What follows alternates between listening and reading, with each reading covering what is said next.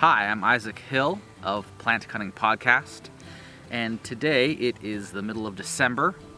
It's an unseasonably warm day in central New York, and it's a great time to dig some late fall, early winter roots. One of my favorite plants to dig at this time is Elecampane. Elecampagne is called Inula, helenium, also called Elfwort, Elfdock, and a lot of other common names. But it's a member of the Asteraceae, or the composite family. That's the same family as daisies and dandelions and echinacea and sunflowers. And right now you can't see it, but you can hear our geese. They're having a great time. But you can see the seed heads. These are the seed heads.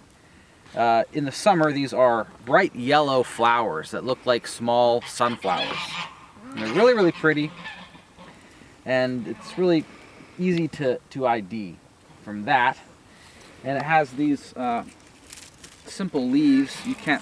They're all dried right now, but the rosette, first year rosette, second year rosette, it's actually perennial, so it'll keep coming up year after year. Looks kind of like comfrey or mullein. It kind of has that like little hairy, silvery feel to it.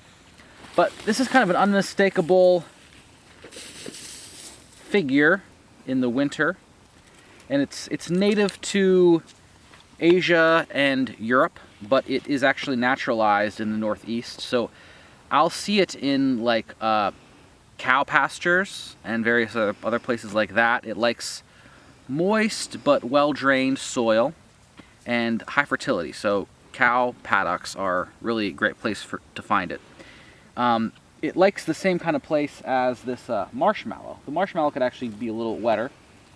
And this mint. So we have this in like a polyculture here of our upper respiratory tract herbs for soothing the lungs, soothing coughs, all that kind of stuff.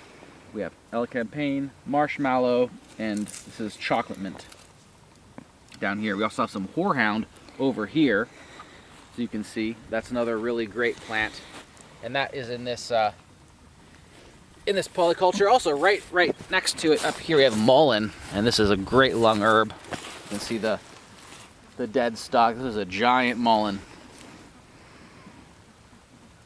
Beautiful, great lung herb.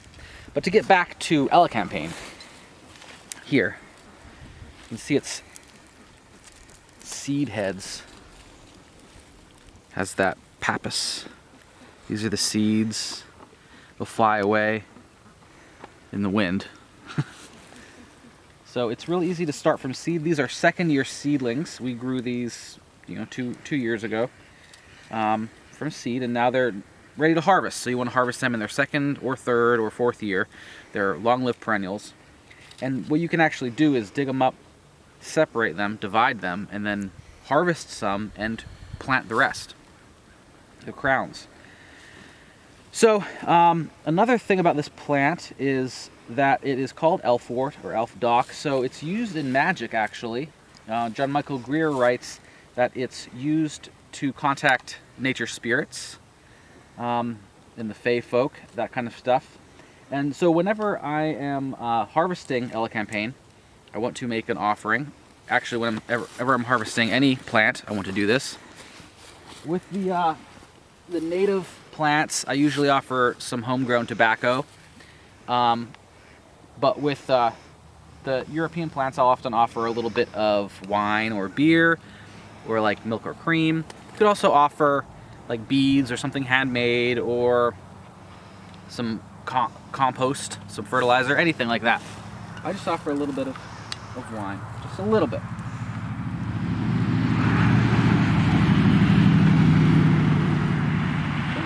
Thank it.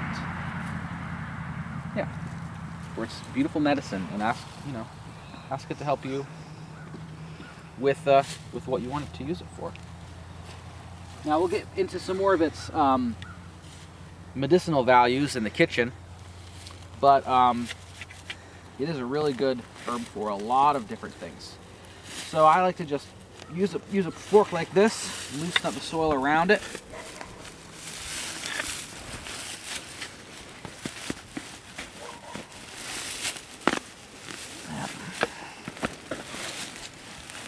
hear it. Now, we've got some rocky soil. Lift it out of the ground like that. Okay, let's see what we got here. Shake off all this soil. These plants here. So this is what the system looks like. The worm likes in there. This is some of the remnants of our potting soil. There are bits of roots in here. There's a feeder root. There's some more. These roots are really good. So this is a young one. This is only in the second year, but there's a lot of medicine in here. So this is another bigger specimen. Let's see how big it is. This again is only 2 years old, or in its second year. I guess it's a little younger than 2 years. It's had 2 seasons. So this is how you split the Elecampagne, taking the hori, that's for the finer work.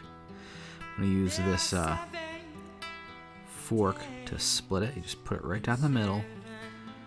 Use your feet, use your weight, get it in there. Get it in there and then split it. Comes right apart pretty easily. Yeah.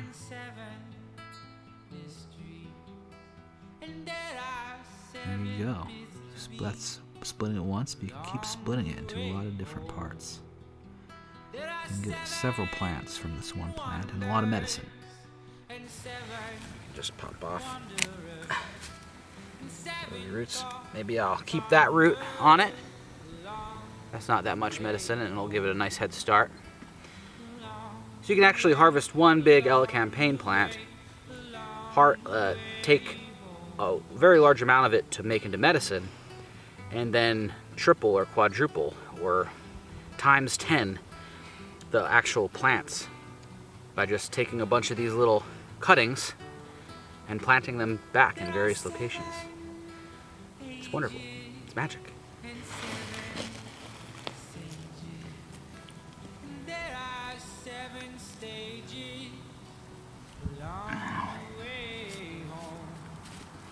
Sir John Hill in 1740 says, "Hardly any plant has more virtues." That's from Matthew Wood's Earthwise Herbal, Volume 1. He also says that it is so sanative that it has been used as a surgical dressing.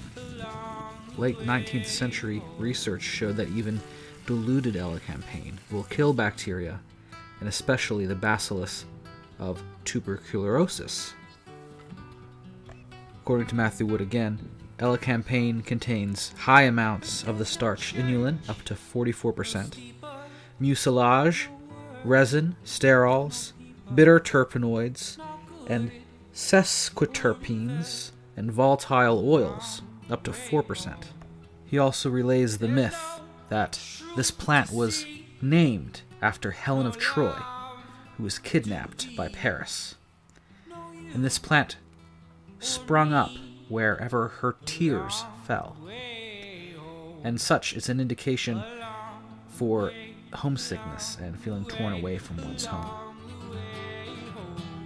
According to John Michael Greer, from his book, The Encyclopedia of Natural Magic, its astrological correspondence is to Mercury and Virgo. In Culpeper, he just says it's Mercury. But the temperature is airy and warm in the second degree, moist in the first.